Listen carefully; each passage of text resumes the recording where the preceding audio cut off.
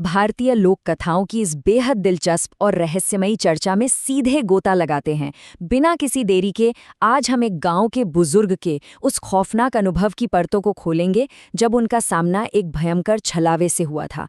इस पूरी चर्चा में हम ये समझेंगे कि कैसे वो एक रात लोक कथाओं में हमेशा के लिए अमर हो गई और कैसे ये किस्से इंसान के सबसे गहरे डरों को छूते हैं। सूरज ढलने के बाद इस स्टेशन पर मौत का पहरा होता है। जरा इस खौफनाक चेतावनी पर गौर करें। ये कोई फिल्मी डायलॉग नहीं है, बल्कि उस क्लासिक कहानी की एकदम परफेक्ट शुरुआत है जिसे गोपाल काका नाम के एक बुजुर्ग ने सुनाया था। ये बिल्कुल अलाव के पास बैठकर सुनी जाने वाली उन कहानियों जैसी है जहां पहली ही लाइन से ये साफ हो जाता है कि आगे जो होने वाला है वो रोंगटे खड़े कर देगा। यहीं से खौफ का वो बीज बोया जाता है। कहानी की शुरुआत असल में एक बहुत ही सुरक्षित और जाने पहचाने माहौल से होती है। रुद्रपुर गांव, एक तूफानी शाम और मदन की चाय की दुकान। बाहर मौसम तेजी से बिगड़ रहा है और अंदर गांव के सम्मानित गोपाल काका एक मंत्रमुग्ध भीड़ को अपनी जिंदगी की सबसे भयानक रात का किस्सा सुनाने जा रहे हैं। ये कॉन्ट्रास्ट देखिए, बाहर की वो सुरक्षित चाय की दुकान और भीतर छिपी एक खौफनाक याद जो इस पूरे माहौल को और भी ज्यादा रहस्यमयी बना देती है। चलिए कहानी के पहले पड़ाव पर चलते हैं। एक वीरान आगमन, आधी रात का स्टेशन। अब फ्लैशबैक में चलते हैं, उस दौर में जब मोबाइल फोन का कोई नामो निशान नहीं था। एक दोस्त की चिट्ठी मिलने पर एक जवान और शायद थोड़ा सा बेपरवाह गोपाल आधी रात को एक कोहरे में डूबे एकदम वीरान रेलवे स्टेशन पर उतरता है। चारों तरफ धुंध, प्लेटफॉर्म बिल्कुल खाली, बस एक पीली सी रोशनी और तभी अचानक वहां काले कोट और धसी हुई आंखों वाले एक स्टेशन मास्टर का नजर आना। अकेले का ये माहौल अपने आप में इतना डरावना है कि किसी के भी पसीने छूट जाएं। उस रहस्यमयी स्टेशन मास्टर ने बिना किसी लाग लपेट के एक सीधी और खौफनाक बात कही। जिन्हें जमीन नसीब नहीं हुई, वे अपनी भूख मिटाने के लिए शिकार तलाशते हैं। उसका कहना था कि ये पूरी जगह उन बेचैन रूहों के कब्जे में है जिन्हें पुराने रेलवे माल गोदाम में बड़ी ही बेरहमी से मार दिया गया था। ये महज एक चेतावनी नहीं थी, बल्कि इस बात का साफ इशारा था कि अतृप्त इच्छाएं मौत के बाद कितना खतरनाक रूप ले सकती हैं। और यहीं से शुरू होता है दूसरा हिस्सा, मौत का जाल, मौत का गोदाम।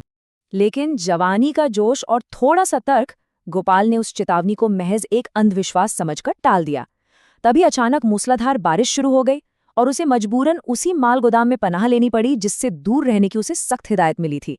अंदर कदम रखते ही माहौल एकदम बदल गया। हवा में सड़े हुए मांस की बदबू और फर्श ऐसा जैसे वहां ताज़ा चिपचिपा खून बिखरा हो। ये वो पल होता है जहां इंसान का सारा तर्क काम करना बंद कर देता है और सिर्फ सहज वृत्ति हावी हो जाती है।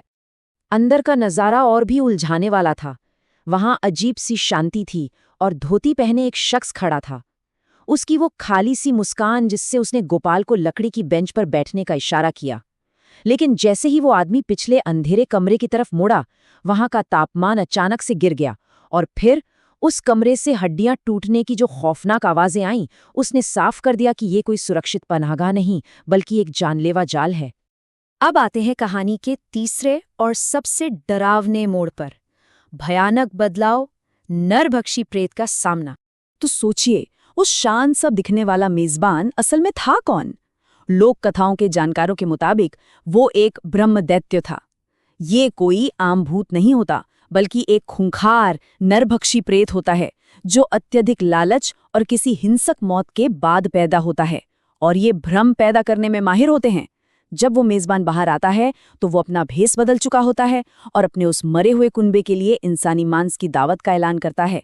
सच में लालच मौत के बाद भी पीछा नहीं छोड़ता। पर बात सिर्फ उस अकेले ब्रह्मा दैत्य तक सीमित नहीं थी।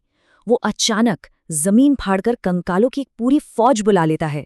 घने काले धुएं में लिपटे हुए ये कंकाल गोपाल को एक ऐसे घेरे में कैद कर लेते हैं जहां से बच निकलने का कोई रास्ता ही नहीं बचता। जरा सोचिए उस बेबसी के बारे में, जब मौत बिल्कुल आपके सामने खड़ी हो और भागने की कोई जगह ना हो। लेकिन कहानी यहाँ खत्म नहीं होती। चलिए देखते हैं इसका चौथा हिस्सा, जवाबी हमला, अघोरी मंत्रों की शक्ति। इतने खौफनाक हालात में जहां कोई भी दहशत से सुध-बुध खो बैठे, गोपाल अपनी सीखी हुई गुप्त तांत्रिक विद्या का इस्तेमाल करता है। वो बहुत ही सधे हुए तरीके से अभिमंत्रित सूखी जड़ें और काले दाने निकालता है। उन्हें हवा में उछालते हुए अघोरी मंत्रों का जोर से जाप करता है और आखिर में उस प्रेत को रोकने के लिए अग्नि बाण चलाता है। ये दिखाता है कि कैसे घोर संकट में भी एक सोची समझी तरकीब जान बचा सकती है। और फिर आता है इस रात का सबसे विजुअल और अहम पल। जैसे ही अग्नि बाण का मंत्र पूरा होता है, पूरा गोदाम एक नीली रोशनी से जगमगा उठता है। आग की एक तेज दीवार खड़ी होती है जो सीधे उस प्रेत को जलाती है। उस ब्रह्मदैत्य से काले रंग का खून टपकने लगता है और इसके ठीक बाद गोपाल बेहोश होकर गिर पड़ता है। एक इंसान का अलौकिक शक्तियों के साथ ये सीधा टकराव यहीं पर एक ठहराव लेता है। अब बढ़ते हैं 5वें हिस्से की तरफ, अगली सुबह, शापित खजाने का रहस्य। जब अगली सुबह तेज धूप में गोपाल की आंख खुलती है तो रात का वो पूरा खौफनाक मंजर जा चुका था। रात का वो साफ सुथरा गोदाम, वो बेंच, वो मेजबान, वो सब सिर्फ एक बड़ा छलावा था। असलियत में वहां सिर्फ एक खंडर था जिसमें घने मकड़ी के जाले, धूल और जंग लगी मशीनें पड़ी थीं। ये उस ब्रह्मदैत्य की मायावी शक्ति का बहुत बड़ा सबूत है, जो दिखाती है कि हमारा दिमाग कितनी आसानी से धोखे का शिकार हो सकता है। वहां से निकलकर जब गोपाल किसी तरह अपने दोस्त जोगिंदर के घर पहुंचता है, तब जाकर उस जगह का असली और खूनी इतिहास सामने आता है। पता चलता है कि करीब 5-6 साल पहले वहां डाकुओं का एक भयंकर हमला हुआ था। उन्होंने गार्डों और मजदूरों को बेरहमी से मारकर वहीं दफना दिया था। डाकुओं का सरदार तो पुलिस की गोली से मारा गया, लेकिन उसका लालच इतना गहरा था कि उसकी रूह हमेशा के लिए उसी शापित खजाने से बंद कर रह गई। और यहाँ एक और दिमाग हिला देने वाली सच्चाई सामने आती है। वो स्टेशन मास्टर, वो भी कोई इंसान नहीं था। स्टेशन मास्टर की उस चेतावनी से लेकर गोदाम के उस मेजबान तक, ये सब कुछ उस ब्रह्मदैत्य का बिछाया हुआ एक बहुत बड़ा और उलझा हुआ जाल था। उसका इकलौता मकसद था इंसानों को भटकाना और उनकी आत्माओं को अपना गुलाम बनाना।